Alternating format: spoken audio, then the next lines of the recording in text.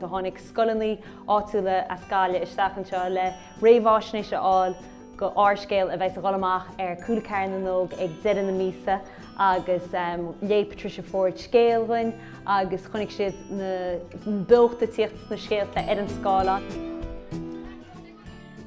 Rinne muid seo telefíse agus rinne muid bhathach ar bheanam na mína. Tá muid is seo inniuh mar rinne muid chlóir máidir tasú le Fíbín ar bhí muid rang an cair. Bhí na scéalta sin mar inspráid dói ag na gasúir agus rinne siad pictiúí agus drágún agus chulathóir tród ag airías sin. Spreagann se na páistí Fhéile Ár Scéal le chéile sa rang sa Máire agus mar go siad hain sa an telefís bé siad hain gur breanúir agus fé choúna na páistí gur bheith féchuidir.